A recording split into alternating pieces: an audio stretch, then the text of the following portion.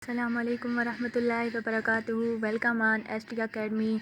I hope you are doing your work so well. Today we are starting gluconeogenesis. What is gluconeogenesis? Formation of glucose from the non-carbohydrate precursor is called gluconeogenesis. Gluconeogenesis mostly cytosol में होती है। जैसे कि हमारे पास glycolysis है वो cytosol में होती है, लेकिन इसका कुछ पार्ट जो है वो माइटोकांड्रिया को क्रॉस करना होता है, तो माइटोकांड्रिया में भी होती है। और ग्लूकोनियोजेनेसिस जो है वो किडनी के मैट्रिक्स में भी पाई होती है और लीवर में भी पाई जाती है। तो आज हम स्टार्ट करने जा रहे हैं ग्लूकोनियोजेनेसिस का साइकिल। गाइस, अगर आप लोगों ने अभी तक मेरे चैनल को सब्सक्राइब नहीं किया तो जल्दी से सब्सक्राइब कर दें ताकि मेरी आने वाली हर नई वीडियो आप तक पहुंच सके, और वीडियो के पसंद आने पर इसे लाइक और कमेंट भी कर दें। अब हम स्टार्ट करने जा रहे हैं ग्लूकोनियोजेनेसिस।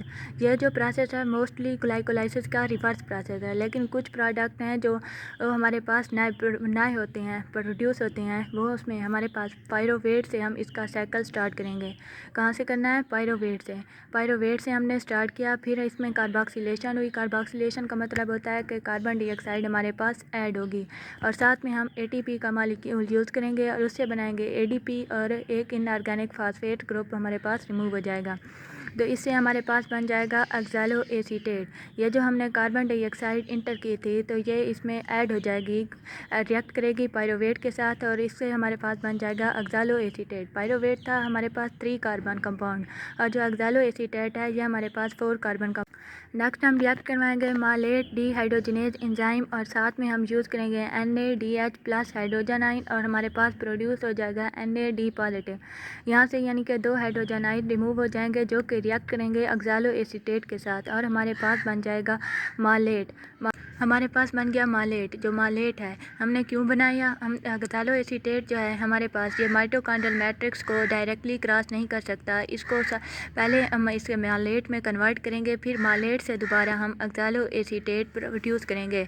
तो इसके बाद हम मालेट की क्या करेंगे? ऑक्सीडेशन करेंगे, और साथ में NAD पॉजिटिव को हम यूज़ करेंगे और NADH plus hydrogen ion use करेंगे, यानी कि इसका रिवर्स प्रोसेस हम यूज़ करेंगे। यहाँ पे हमने NADH plus hydrogen ion use किया, अब यहाँ पे हमारे पास प्रोड्यूस हो गए, यानी कि फिर से हमारे पास 2 हाइड्रोजन आयन यहाँ मालेट में से निकल कर यहाँ पर अटैच हो जाएंगे, तो हमारे पास फिर बन जाएगा ऑक्सैलो एसीटेट। ये जो ऑक्सैलो एसीटेट हमारे पास बना है मालेट के बाद, ये अब हमारे पास बना है साइटोसोल में। दोबारा माइटोकॉन्ड्रियल मेम्ब्रेन को जब मालेट क्रॉस कर लेगा तो हमारे पास बन जाएगा ऑक्सैलो एसीटेट।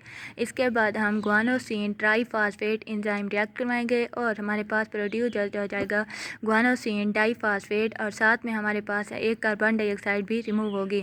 तो और साथ में एंजाइम जो हम रिएक्ट करेंगे फास्फोइनोल पायरोवेट कार्बोक्सीकाइनेज एंजाइम रिएक्ट करवाएंगे, तो हमारे पास प्रोड्यूस हो जाएगा फास्फोइनोल पायरोवेट। जो ऑक्सैलो एसीटेट था हमारे पास 4 कार्बन कंपाउंड है, जबकि फास्फोइनोल पायरोवेट है हमारे पास 3 कार्बन कंपाउंड है, क्योंकि हमने ऑक्सैलो एसीटेट में से कार्बन डाइऑक्साइड क्या है रिमूव कर ली, तो हमारे पास बन जाएगा फास्फोइनोल पायरोवेट।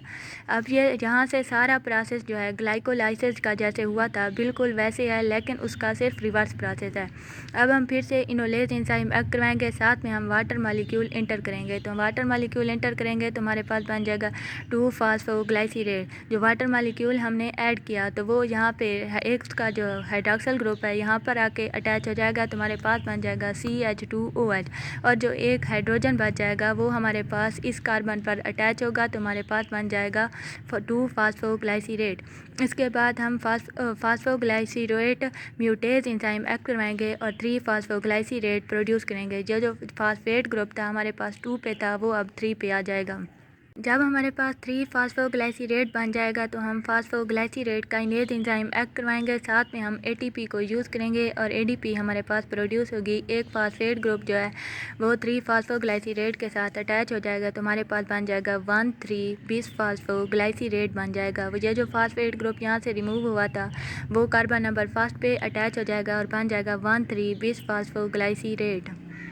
इसके बाद हम ऐड कराएंगे NaDH प्लस हाइड्रोजन आयन और हमारे पास प्रोड्यूस हो जाएगा NaD पॉजिटिव। तो और ग्लाइसरल्डिहाइड 3 फास्फेट काइनेज एंजाइम हम रिएक्ट करवाएंगे तो हमारे पास 1,3 बिस फास्फोग्लाइसिरेट कन्वर्ट हो जाएगा ग्लाइसरल्डिहाइड 3 फास्फेट में, यानी कि एक फास्फेट ग्रुप जो है हमारे पास यहाँ से रिमूव हो जाएगा। वहाँ पे 2 फास्फेट ग्रुप थे, एक रिमूव हो जाएगा तो हमारे पास बन जाएगा ग्लाइसरल्डिहाइड 3 फास्फेट। अब इस ग्लाइसरल्डिहाइड 3 फास्फेट के साथ हमारा ऐड होगा डाईहाइड्रॉक्सी एसीटोन फास्फेट भी। फिर हम एल्डोलेज एंजाइम एक्ट करवाएंगे और हमारे पास प्रोड्यूस हो जाएगा फ्रक्टोज 1,6 बिस फास्फेट, यानी कि 2 फास्फेट ग्रुप होंगे। एक हमारे पास है डाईहाइड्रॉक्सी एसीटोन फास्फेट का, दूसरा ग्लाइसरल्डिहाइड का फास्फेट ग्रुप है। तो वो जब आपस में रिएक्ट करेंगे दोनों तो हमारे पास बन जाएगा फ्रक्टोज 1,6 बिस फास्फेट। नेक्स्ट हम फ्रक्टोज 1,6 बिस फास्फेटेज एंजाइम रिएक्ट कराएंगे। अब यहाँ पे एंजाइम चेंज हुआ है, वहाँ पे ग्लाइकोलाइसिस में ये वाला एंजाइम यूज़ हम नहीं कर रहे थे, अब यहाँ पर हम यूज़ करेंगे फ्रक्टोज 1,6 बिस फास्फेटेज और साथ में हमारा वाटर मालिक्यूल क्या होगा, इंटर होगा और एक फास्फेट ग्रुप क्या है, रिमूव होगा। तो हमारे पास प्रोड्यूस हो जाएगा फ्रक्टोज 6 फास्फेट। एक फास्फेट ग्रुप जो था फर्स्ट वाला ये वाला रिमूव हो जाएगा हमारे पास और साथ में हम वाटर मालिक्यूल इंटर करेंगे तो हमारे पास बन जाएगा फ्रक्टोज 6 फास्फेट। ये जो वाटर मालिक्यूल हम इंटर करेंगे वो यहाँ पर अटैच होगा जहाँ पर फास्फेट हमारे पास रिमूव हुआ है। इसके बाद हम रिएक्ट कराएंगे फास्फोफ्रैक्टो आइसोमेरेज एंजाइम यूज़ करेंगे, बिल्कुल वही जो कि ग्लाइकोलाइसिस में हमने यूज़ किया था। तो हमारे पास प्रोड्यूस हो जाएगा ग्लूकोज 6 फास्फेट। आइसोमेरेज जब हमने यूज़ किया है तो हमारे पास क्या है, एक कीटो शुगर एल्डो शुगर में कन्वर्ट हो गई, ग्लूकोज 6 फास्फेट बन गई। फिर ये वाला एंजाइम नेक्स्ट, ये एंजाइम हम डिफरेंट यूज़ करेंगे ग्लाइकोलाइसिस से। वहाँ पर हमारे पास था ग्लूकोकाइनेज या हेक्सोकाइनेज, लेकिन अब इसमें ग्लूकोनियोजेनेसिस में हम ग्लूकोज 6 फास्फेटेज एंजाइम यूज़ करेंगे और साथ में हम एक वाटर मालिक्यूल इंटर करेंगे और इनऑर्गेनिक फास्फेट ग्रुप को हम रिमूव करेंगे तो हमारे पास प्रोड्यूस हो जाएगी ग्लूकोज। यह जो फास्फेट ग्रुप एंड पे था वो रिमूव हो जाएगा और हाइड्रोजन इसके साथ जब रिएक्ट करेगा ग्लूकोज 6 फास्फेट के साथ तो हमारे पास ग्लूकोज प्रोड्यूस हो जाएगी। इस तरह हम एक ग्लूकोज का मालिक्यूल नॉन कार्बोहाइड्रेट प्रिकर्सर से प्रोड्यूस कर रहे हैं। जो नॉन कार्बोहाइड्रेट प्रिकर्सर हमारे पास क्या था, पायरोवेट है। लास्ट वीडियो में मैंने आप लोगों को बताया था कि हम ग्लाइकोलाइसिस के 3 स्टेप हैं जिनको हम इरिवर्सिबल रखेंगे, बाकी सारे को हमने रिवर्सिबल रखना है, यानी कि डबल साइडेड पे रखना है। और एक 3 स्टेप थे जिनको हमने सिंगल साइड पे रखना है, तो उनमें स्टेप नंबर 1, 3 और 10 था। क्योंकि ये 3 जो स्टेप थे ग्लूकोनियोजेनेसिस में डिफरेंट थे और ग्लाइकोलाइसिस में डिफरेंट थे, तो इस वजह से हमने इन 3 स्टेप को ग्लाइकोलाइसिस में डिफरेंट रखा।